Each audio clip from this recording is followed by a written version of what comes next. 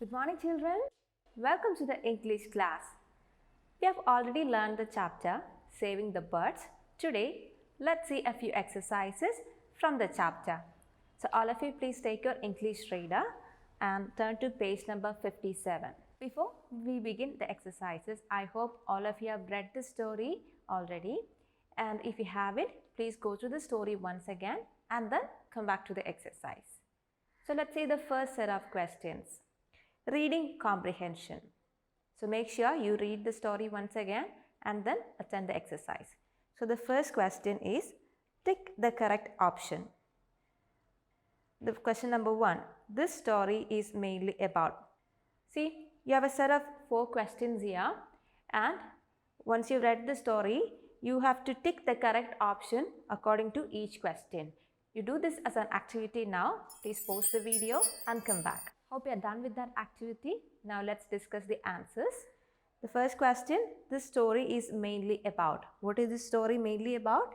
This story is mainly about the kindness of Abraham Lincoln.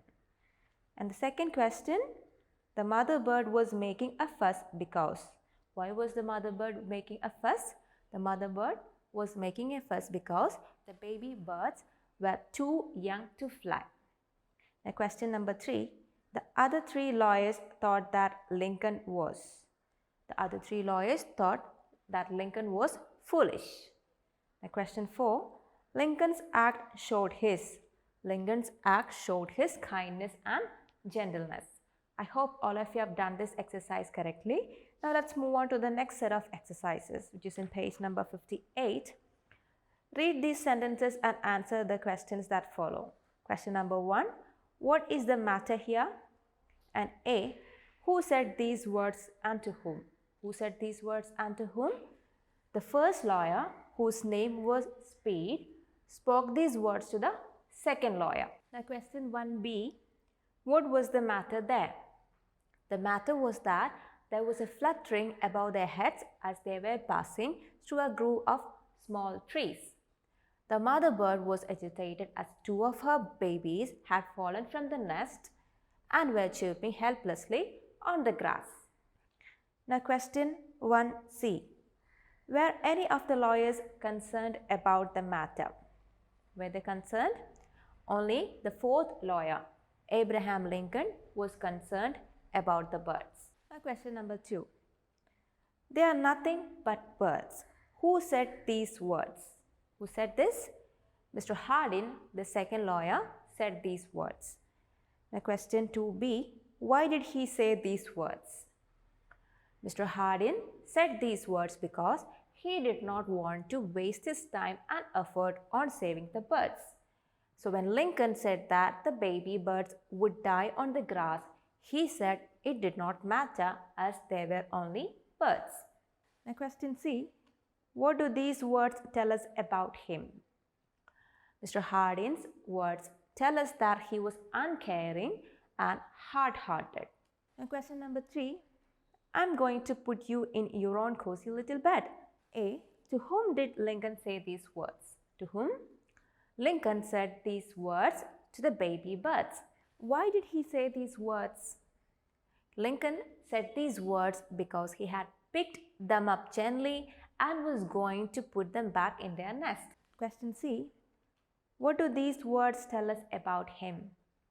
Lincoln's words tell us that he was a kind-hearted, caring and gentle man.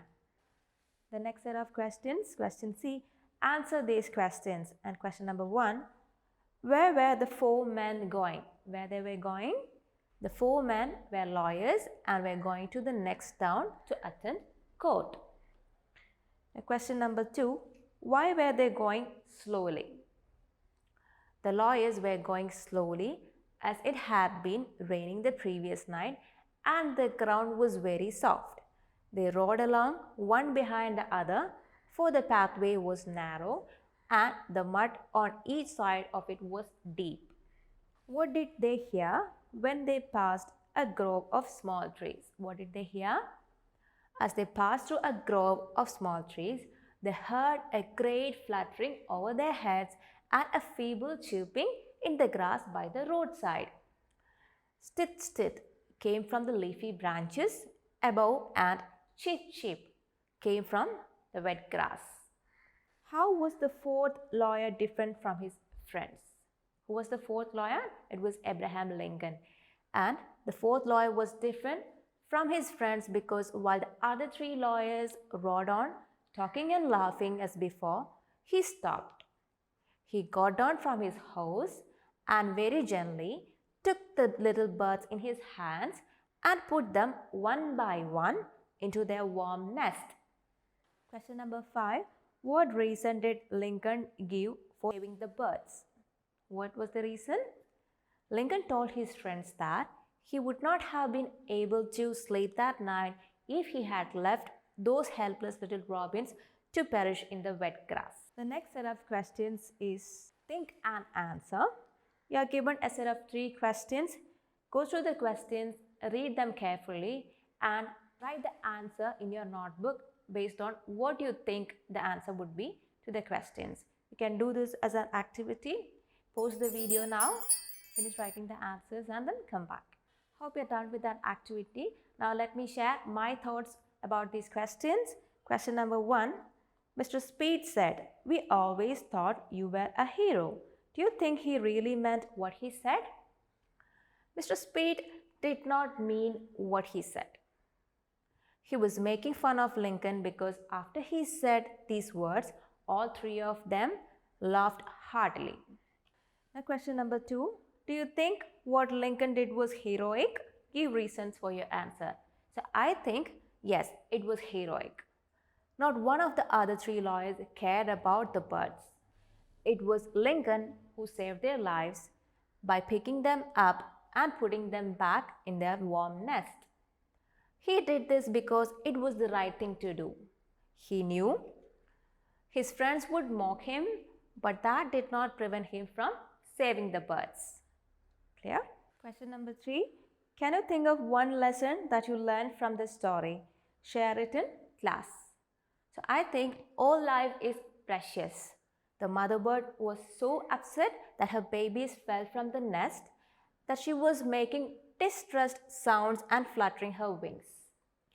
The baby birds were shivering in the wet grass. Just like Lincoln valued the lives of the baby birds, we too should regard all life as precious and render help wherever it is needed. The next set of questions is about values and life skills. This one is about showing empathy to all lives. In summer, many birds die of heat and thirst. Take the things that you will do in summer to help the birds survive. So you might have seen birds out in the summer days. And have you thought where they will drink water from, where they will eat food from? Have you ever thought about how they would survive this heat of the summer? Just think about it and do this exercise as an activity now. You can pause the video, finish the activity and come back. Hope you're done with that. So what do you think are the things that you will do to help the birds survive the summer?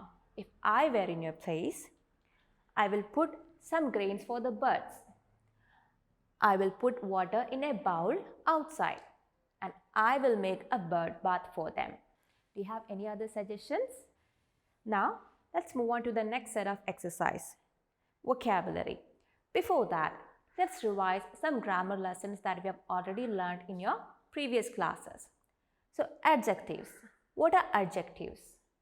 Adjectives are words that modify or describe a noun. And what is a noun? A noun is a person, place or a thing. Look at this example given here. Margaret wore a beautiful hat. See, you have the noun hat and this word beautiful describes the noun, the hat. So this word beautiful is the adjective here. And the second example, my cake should have 16 candles. So the word 16 specifies the number of candles that should be on the cake. So the word 16 is the word that describes the number of candles. So it is the adjective in this sentence. Now, in English, often we use some nouns as adjectives. In which case, a noun can be used as an adjective when it precedes a noun that it modifies or describes.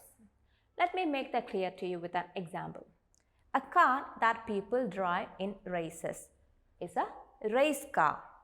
See the word race here, and this word race is a noun.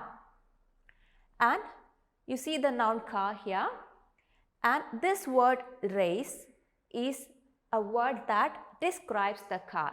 It describes this particular car is a car that is used in a race.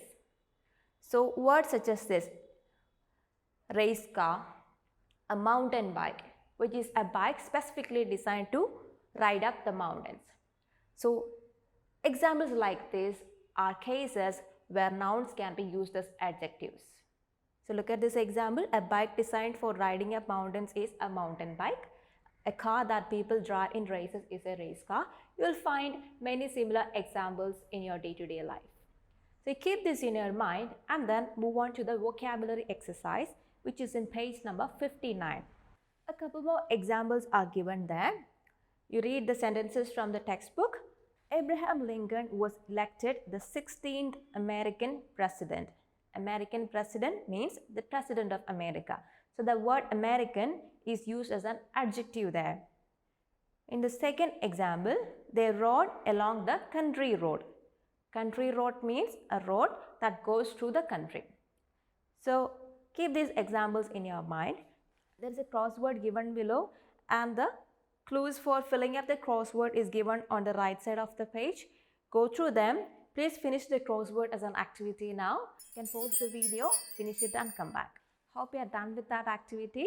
That was fun, right? Now let's discuss the answers for the crossword. Across. Let's see the words which come across. 3. Exhibition of cars. What do you say for exhibition of cars? It is car exhibition. 4. Jar to store coffee. What do you call a jar to store coffee? It's called a coffee jar. Now, question 5. A clock on the wall. What do you call it?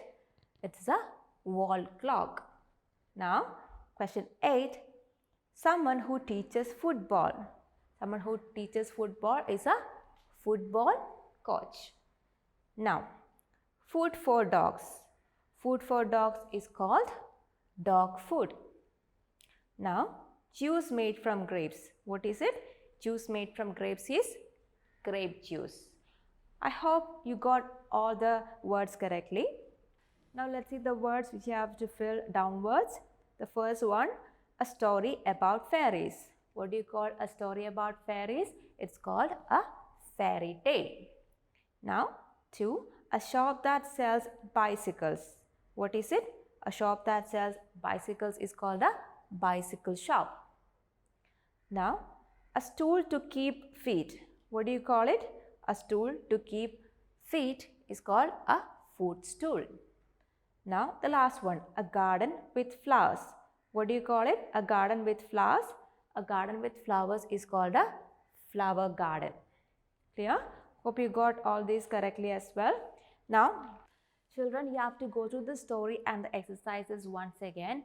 And in the next class, we'll see the rest of the exercises from this chapter. So that's all for today. We'll meet in the next class. Until then, bye.